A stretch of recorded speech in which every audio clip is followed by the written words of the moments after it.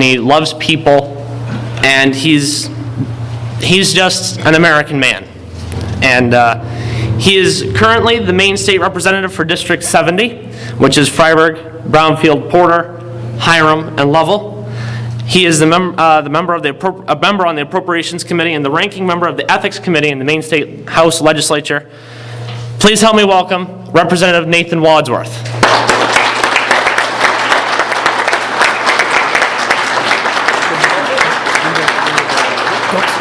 I know. Is there any room under here? Somewhere down there. Yeah, good evening, everybody. I am Nathan Wadsworth.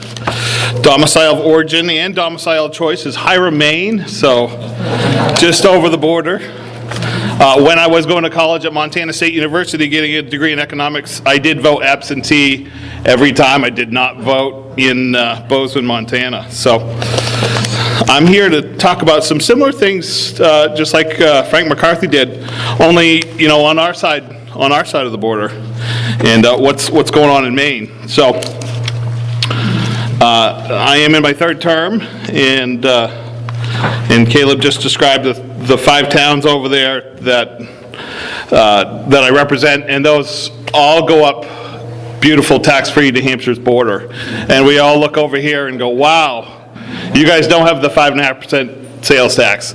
You don't have the 7.15% income tax or the excise tax that we have. Maine takes probably 12% of our money, and I think New Hampshire takes about 7 or 8. So there's some big differences. But I get on taxes very easily and don't get off of it. But I'm here to talk about the Constitution in the great state of Maine. And I don't know if everybody knows that, besides the U.S. Constitution, states have their own constitutions too. And I brought Maine's along. It's 45 pages with 10 articles. And I wanted to go back to December 5th of 2018 when Maine's 129th legislature was getting sworn in by Governor LePage. It was his last legislature to swear in. And it was early in the holiday season. The State House was beautiful, wreaths and red bows, and everybody was really excited. And all the new representatives were sitting at their desks with their grandchildren or their young children, and they take the oath of office. I brought a copy of mine. The point is, I feel too many legislators forget it. And here's what the current legislature and legislators all swore to. I, Nathan J. Wadsworth, do swear that I will support the Constitution of the United States and of this state, Maine, so long as I shall continue a citizen thereof, so help me God. I, Nathan J. Wadsworth, do swear that I will faithfully discharge to the best of my abilities the duties incumbent on me as a representative in the 129th Maine legislature of the state of Maine according to the Constitution and laws of the state. Signed by both. You put your hand up, and you're sworn in. You go from being a representative-elect to a representative. But within that time period, as soon as a lot of people have taken the oath, that you're free to put in as many bills as you want to. Now that you're a sitting legislator, you have about 3 weeks between the time you take the oath to when cloture is, meaning we stop taking bills. But I just want to point out there's some hypocrisy between some people that sign this and then what they put in. So within hours of taking the oath of office, Senator Breen over in Maine submitted LD 1470, which is an act to allow the prohibition of weapons at public proceedings in voting places.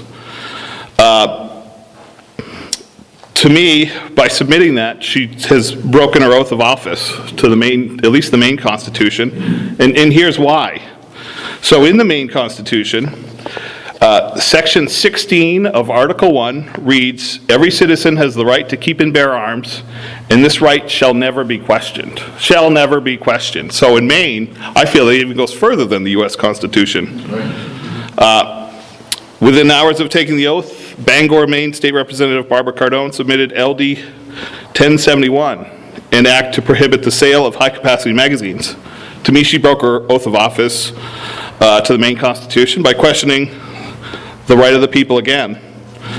There were 10 other gun bills submitted in the first half of Maine legislature, beyond those two that I mentioned, that I feel all broke the oath of office that 151 House members and 35 Senate members had sworn to.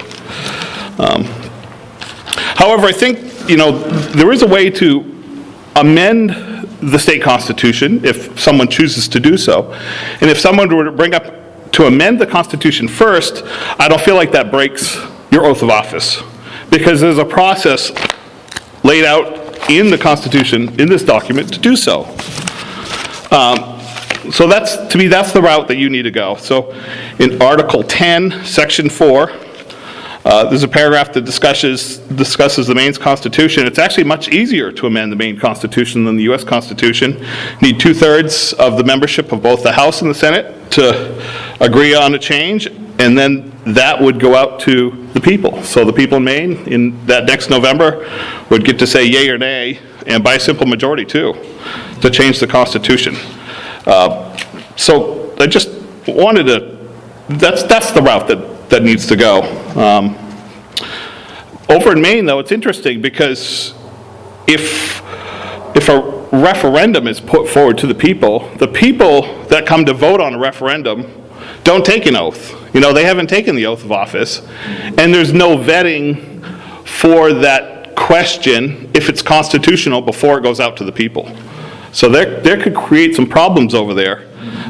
So in 2016, one of the 5 referendums that we had in Maine was ranked choice voting, it was called. And unfortunately, we're still living with that right now, and please do not let it come into New Hampshire if you can help it. In the Maine Constitution,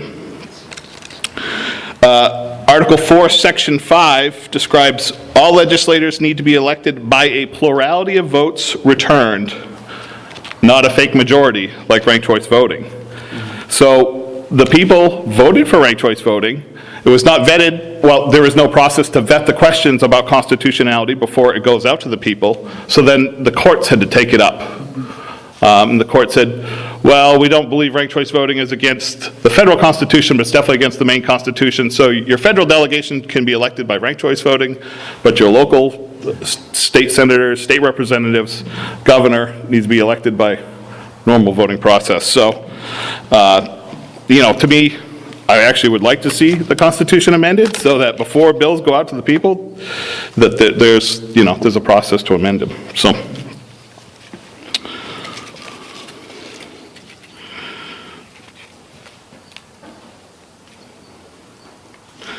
So I just, I was going to go through the whole Maine Constitution. I think I can save you guys a bunch of time and not do that. But I do want to say, while I'm over here speaking on the behalf of Maine in the beautiful state of New Hampshire, that our 200th anniversary is next year, 2020. So come visit us. March 15th, 1820, we became a state. And so we're 199 years old and just about 6 months. So I want to thank Caleb and Isaac for having me over here. And next year, I think it'd be fun if we kind of compared and contrasted what New Hampshire and Maine constitutions look like. So, all right, great. Thank you, everyone.